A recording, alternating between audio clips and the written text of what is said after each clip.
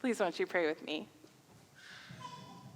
May the words of my mouth and the meditations of all of our hearts together find their way into the heart of God this morning. Amen. Church matters. Regathering in this place with these people in the flesh, with that baby, matters.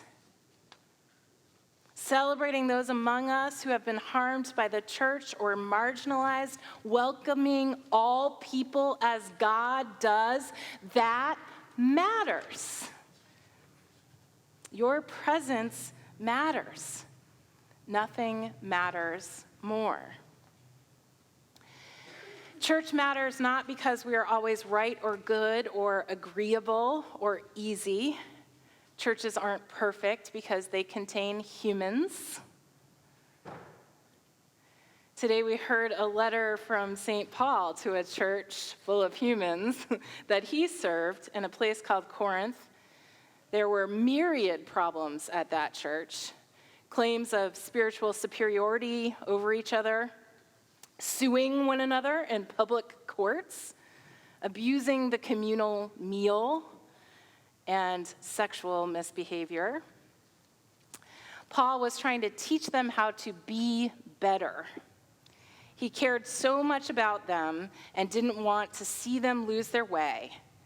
And so in his letter, we hear maybe a little exasperation and a treatise on why church matters. He's pleading with them like a dad talking to his rebellious teenagers. Open your hearts. I love you and I want what's good for you.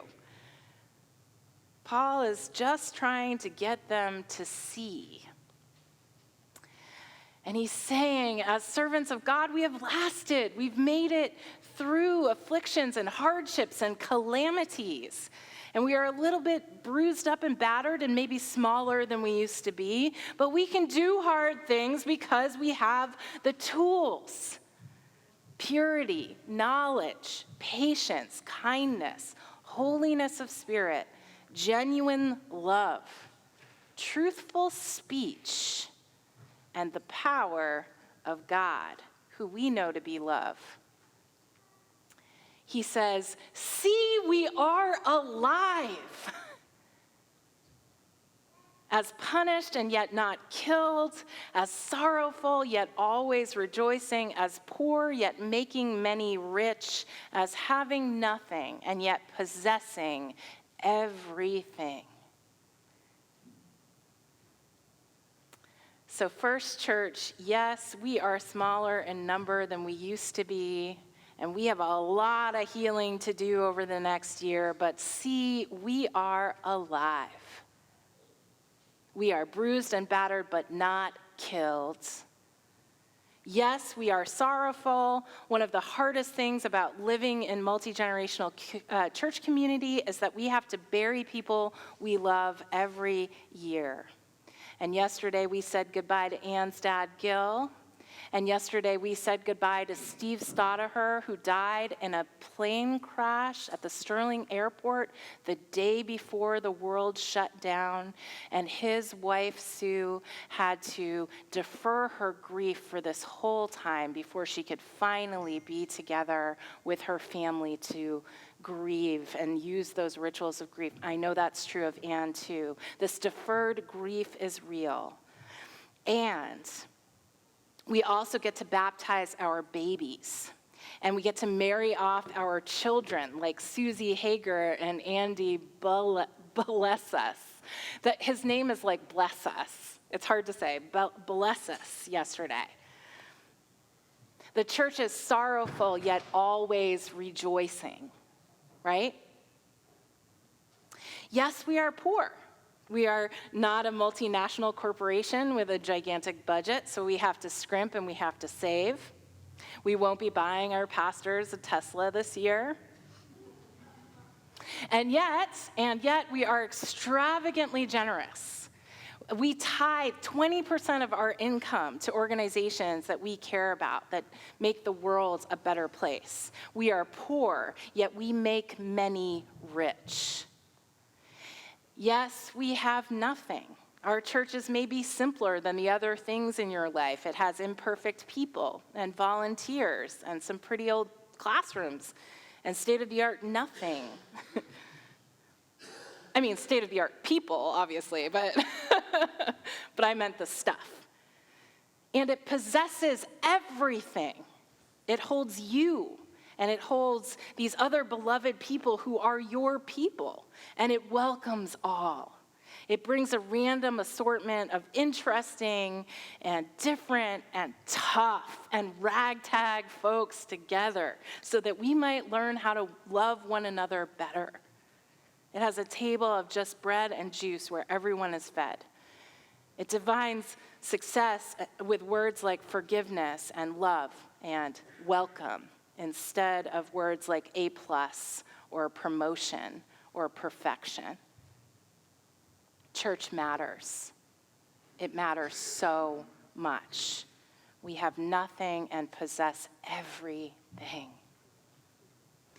So, last Sunday I told you this. I know I told you this last Sunday, but I was feeling a little purposeless and rudderless. And like I wasn't sure that the church was going to survive the crisis that we just sustained.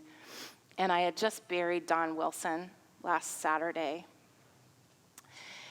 And I was angry with God that he couldn't be in this place for an entire year before he died.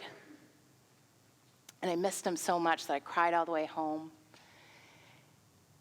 And then we had an annual meeting, which was fun.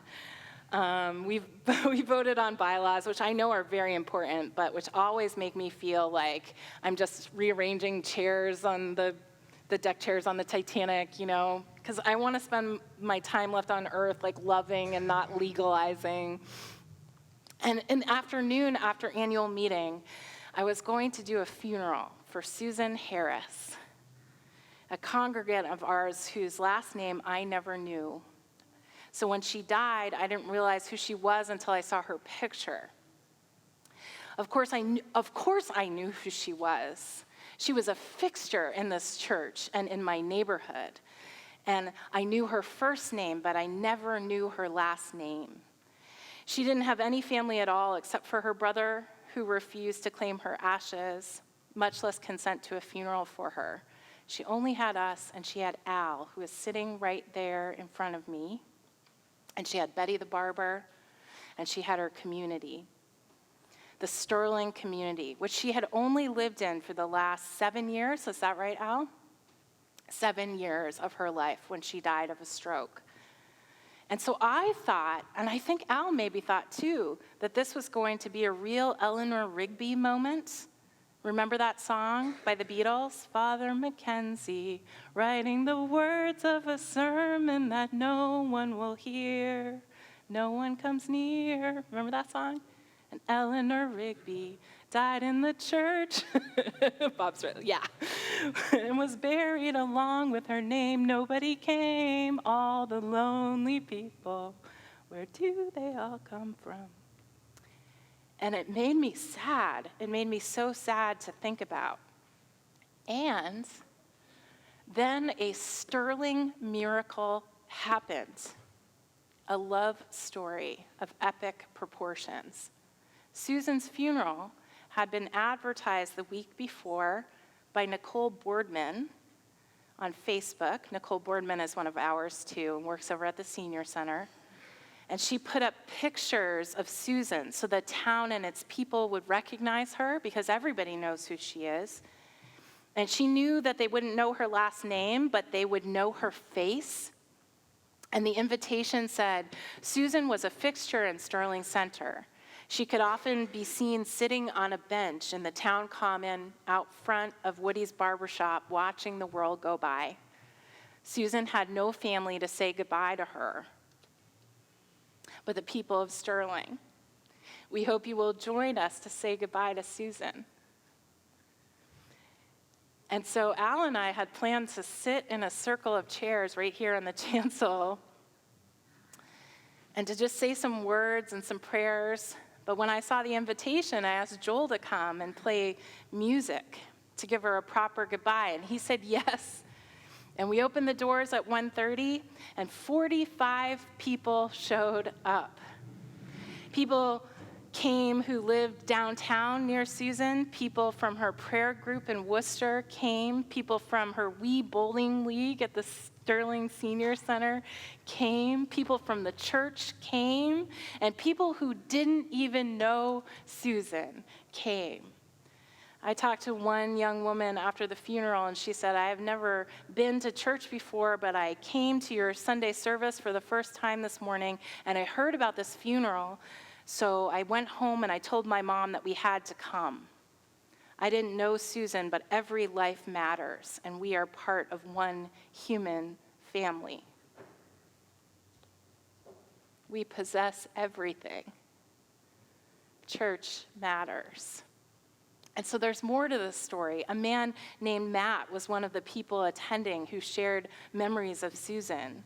And he was a double amputee. And so Pam Dell, who's sitting right there with the Sterling Senior Center, arranged to pick him up in the van and bring him to Susan's funeral with a prayer group that Susan participated in Worcester. And he said, I have a street ministry in Worcester. And I was on a street corner one day, 8 years ago, playing my guitar and just singing to the Lord, he said. My eyes closed. I was singing Amazing Grace, and I heard loud sniffling. And I looked up, he said, and Susan was standing there, Susan Harris. Why are you crying? He asked her. I have nobody, she said. I have nobody too, he said. And he asked her what her name was and what she would like to do. And she told him she didn't have a car, but she wanted to go to a lake in Douglas, Massachusetts, this lake that she loved. And he took her there in his car, and she cried for that entire afternoon, this time for joy, just to be by that lake. And Matt wanted to spring her out of the self-described hellhole of a nursing home that she was in Worcester. So he contacted his friend Al, who lived here in Sterling. And Al's heart immediately went out to Susan, and he went through a legal process to become her guardian. He told me he would tell me that story someday, but he still hasn't told me the whole story. And he moved her into the apartments above the brick where he lived, and he cared for her for the last 7 years of her life. And the Sterling Senior Center van picked her up every day to bring her to the center when they moved from here to there, because it was too far away for her to walk to, and she joined that wee bowling league. And when she wasn't at the senior center, she was sitting on a bench with Betty the barber, and when she wasn't sitting on the bench with Betty the barber, she was saying hi to people in the common, and when she wasn't saying hi to people in the common, wherever the church doors were open, she was inside this sanctuary praying and being with God. And we were her church. And she came every week with her Jesus Saves button and sat in this sanctuary whenever the door was unlocked.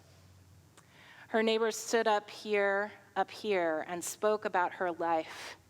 We will make sure she is never forgotten, that her name will not be buried along with her. Susan Harris's life mattered to us and mattered to God. She was loved because this community loved her in life and in death. And we will say her name, right, Al? In Paul's letter to the Corinthians, chapter 6, verse 6, from the NRSV translation of the text, it says, "See, we are alive." But most translations use the word behold, which is a better word, a more expressive and expansive word. Behold, we are alive. Say it with me. Behold, we are alive. The contemplative writer Maggie Ross speaks of the importance of the word behold in the scriptures as a kind of signpost for stopping and allowing a space for the mystery of God's presence in and throughout the text. Stop and take a breath in awe of the full extent of what is meant by the grace of God, the power to bring life out of what is regarded as dead. Behold, we are alive is an invitation coming across centuries to call us into the mystery of having nothing, yet possessing everything. Behold, we are alive. We possess everything, and the church still matters. Amen.